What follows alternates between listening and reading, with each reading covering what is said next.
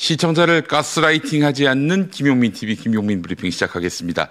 오늘은 9월 26일 금요일입니다. 자, 이제 가을이 완연히 다가왔습니다.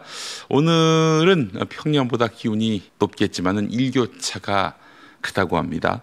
중부지방은 대체로 맑겠고 남부지방과 제주도는 흐리겠다는 예보를 기상청이 내놓았는데요. 제주도 해안은 최고 체감 온도가 33도 안팎으로 아직 여름이 머물고 있는 상황인데요. 무더운 곳이 많겠습니다. 그런데 중부지방은 완연한 가을 날씨가 돼가고 있습니다. 고향의 하늘 보고 계시죠? 자, 일교차 큰 날씨, 건강의 위기가 엄습합니다. 한 주 마무리하는 날인데 씩씩하게 보내시기 바랍니다. 자, 먼저 오늘 아침 신문들 어떤 뉴스에 주목했는지 함께 만나보겠습니다. 첫 소식입니다. 통일교와 국민의힘 사이의 정교 유착 의혹을 수사하고 있는 김건희 특검팀이 국민의힘 당원으로 가입한 통일교 신도가 약 3,500명에 이른다고 밝혔습니다. 이 가운데 3,100여 명은 2023년 전당대회를 앞둔 시점에 400여 명은 지난해 총선 즈음에 입당한 것으로 드러났습니다. 특검은 국민의힘 당원 명부와 통일교 신도 명부를 대조해서 총 12만 명이 겹친다는 사실도 확인했습니다. 특히 전당대회 당시 권성동 의원 지원을 위한 조직적 가입 정황과 이후에 김기현 의원 쪽으로 이동한 흔적에 주목하고 있습니다.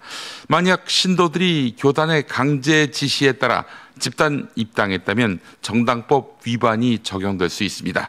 하지만 국민의힘은 12만 명 규모는 통계학적으로 자연스러운 결과라면서 반박해왔지요. 특검은 추가 압수수색 가능까지 열어두고 수사를 이어가고 있습니다. 다음 소식입니다. 최상병 사건 외압 의혹을 수사하고 있는 이명현 특검팀이 이종섭 전 국방부 장관의 주 호주대사 임명과 관련해 박진 전 외교부 장관으로부터 정상적이지 않은 인사였지만 대통령 뜻이라 거부할 수 없었다. 이런 진술을 확보했습니다. 박진 전 장관은 지난해 1월까지 장관직을 수행하면서 임명 절차를 지켜보았고 예측 불가능한 인사였다고 밝혔습니다. 전임 김완중 대사 역시 임기가 남은 상황에서 교체 통보를 받아 비정상적이라고 생각했다고 증언했습니다. 이종섭 전 장관은 최상병 사건으로 수사받던 도중 대사직에 올라서 도피성 임명이라는 의혹이 제기돼 왔는데요. 특검은 외교부 실무자와 장차관들을 조사하며 절차가 졸속으로 진행됐다는 진술을 확보했고 최근 박진 전 장관과 조태열 전 장관까지 조사했습니다. 만약 이종섭 전 장관 측은 이를 부인하는 흐름이죠. 방산 수출 수요에 따른 적절한 인사였다는 입장을 고수하고 있는데 이게 먹힐 말일지는 지켜볼 일입니다.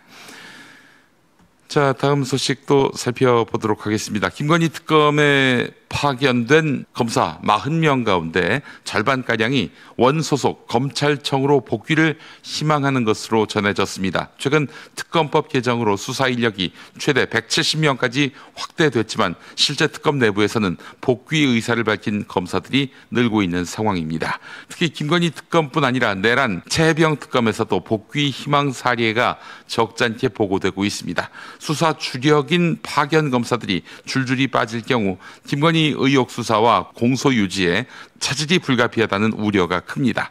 일각에서는 정성호 법무부 장관이 취임 직후 내린 직무대리 검사 원대 복귀 지시가 맞물려서 수사 기소 분리 정책이 앞당겨지는 것 아니냐 이런 해석도 나오고 있는데 다만 특검 측은 복귀 요청 접수 사실을 부인하며 신중한 태도를 보이고 있다고 합니다. 그러나 내부적으로는 수사가 원만치 못할 것이다. 기밀이 유출될 수 있을 것이다. 여러 긴장이 고조되고 있다는 전언도 이어지고 있습니다. 수사 후반으로 갈수록 파견 검사 복귀 목소리는 더 커질 전망이라고 하는군요. 여러모로 염려됩니다. 다음 소식입니다. 동아일보 보도인데요. 이재명 정부가 신설하는 중소벤처기업부 2차관 후보로 임태현 전 대통령 자영업 비서관이 유력하게 검토되고 있습니다. 임태현 전 비서관은 소상공인 정책 전가면서 자영업 현장 경험이 풍부한 인물로 알려져 있습니다. 그런데 김어준 딴지일보 총수의 처남이기도 합니다. 정부 관계자는 소상공인을 전담할 이 차관은 전문성과 네트워크가 중요하다면서 현재 인태현 전 비서관이 1순위로 검토되고 있다 이렇게 밝혔습니다. 인태현 전 비서관은 부평에서 의류 매장을 운영하며 상인 회장을 맡았고 민주당 소상공인 특위 수석 부위원장, 전국 유통상인연합회 공동회장 등을 지냈습니다. 또 문재인 정부 청와대에서 대통령 자영업 비서관으로 활동했는데요. 특히 사단법인 희망살림을 설립해서 채무자 구제를 이끌었고 이재명 당시 시장과의 현장 협업 경험도 있습니다. 정부는 여론을 살피면서도 인태현 전 비서관 임명에 무게를 두고 있습니다. 다음 소식입니다. 이재명 대통령 핵심 측근으로 그림자 실세로 불리는 김현지 대통령 총무비서관이 다음 달 국정감사에 출석할 전망입니다. 이 또한 동아일보 보도인데요. 김현지 비서관은 성남 시민모임 창립 당시부터 30년 가까이 이재명 대통령을 보좌한 인물로 대통령실 인사와 예산을 총괄하며 막강한 영향력을 행사하고 있다. 언론에 의해서 이렇게 소개된 인물입니다. 하지만 공개석상에는 거의 나서지 않고 있는데요. 앞서 국회 운영위원회에서는 김현지 비서관이 증인 명단에서 빠지자 국민의힘은 만사 형통이 아니라 만사 현통이라며 강하게 반발했고 민주당은 비서실장이 대신할 수 있다고 맞섰습니다. 그러나 친 이재명 대통령계 내부에서도 총무비서관은 당연직 국감 증인이라는 지적이 나오면서 불필요한 논란을 차단하기 위해 출석적으로 가닥이 잡혔습니다. 여야는 곧 증인 채택에 합의할 것으로 보이는데요. 김현지 비서관이 국정감사장에서 어떤 발언을 내놓을지 주목됩니다. 자, 이상 오늘 아침 신문 주요 기사 살펴봤습니다. 계속해서 TV뉴스는 어떤 소식에 주목하고 있는지 TV뉴스 리뷰 함께하죠. 미국 뉴욕 증시 개장을 알리는 타종 행사에 나선 이재명 대통령. 방미 마지막 날 대한민국 투자 서밋을 세계경제심장부 월가에서 개최했습니다. 이 대통령은 코리아 디스카운트 이유로 시장의 불투명성 등을 꼽으며 외국인 투자자들이 느끼는 불편함을 해소하겠다고 밝혔습니다. 대한민국 주식시장은 저평가되어 있는 게 분명하죠. 저개발 단계 국가들의 PBR이나 PER보다도 훨씬 낫습니다. 정부조직법 일부 개정 법률안 대안을 상정합니다. 민주당이 추진하는 정부조직법 개정안이 어제 국회 본회의에 상정됐습니다. 검찰청 폐지와 기획재정부 예산기능 분리 등이 핵심 내용입니다. 정부조직법 일부 개정 법률안 대안은 새 정부의 국정운영의 출발점이자 민생회복과 국가혁신의 토대가 될 것입니다. 오늘 오전 10시 15분 서울중앙지법에서 윤석열 전 대통령의 추가 기소 사건에 대한 첫 공판이 열립니다. 지난 1월 공수처의 체포영장 집행을 막은 혐의 등으로 내란 특검이 윤 전 대통령을 기소한 사건 재판이 본격적으로 시작되는 겁니다.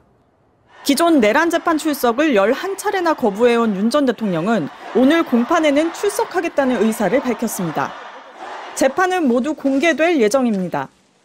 재판부인 서울중앙지법 형사 35부가 내란 특검이 특검법에 근거해 국민들의 알 권리를 고려했다며 낸 중개 신청을 받아들인 겁니다. 민주당의 대법원장 사퇴 압박이 거세지는 상황에서 열린 신임 법관 임명식. 조희대 대법원장은 재판 독립을 강조했습니다. 헌법은 재판의 독립을 천명하고 법관의 신분을 보장하고 있습니다. 이는 오직 독립된 재판을 통해서만 사법부에 주어진 헌법적 사명을 온전히 수행하고 지난해 임명식에서는 법 조항을 인용한 부분을 빼면 독립을 언급한 건 한 차례뿐이었는데 올해는 재판 독립을 5차례 언급했습니다. 룸살롱 접대 의혹이 제기된 직위원 재판장에 대한 윤리감사 결과 발표가 아직 이루어지지 않고 있는 가운데 사적인 생활에 대한 주의도 길어졌습니다. 재판 독립은 저절로 얻어지는 것이 아니라며 법관의 절제된 처신과 언행이 뒤따라야 한다고 했습니다. 여당 대표, 국무총리, 대통령 비서실장이 국회에서 마주 앉았습니다. 이 고위 당정대 회의 직후 여당의 한정혜 정책위의장은 국회 신속처리 안건으로 지정해 6개월 이후 처리하려고 했던 금융감독 체제 개편을 철회하기로 했다고 밝혔습니다. 현 금융위원회와 금융감독원을 금융감독위원회 등으로 바꾸지 않고 현 체제대로 유지하겠다는 겁니다. 개편 철회 이유는 이렇게 설명했습니다. 금융 관련 정부 조직을 6개월 이상 불안정한 상태로 방치하는 것은 경제위기 극복에 전혀 도움이 안 된다는 점에 공감대를 형성했습니다. 정부 고위 관계자는 통상과 금융이 연계되는 대미 관세 협상 국면에서 금융정책이 작동하지 않을 수 있다는 우려가 있었다고 전했습니다. 현 기획재정부를 재정경제부와 총리실 산하 기획예산처로 분리하는 정부 조직 개편은 그대로 진행되지만 금융감독체제 개편이 불발되면서 금융위가 맡아온 국내 금융정책도 신설 재경부로 이관되지 않게 됐습니다.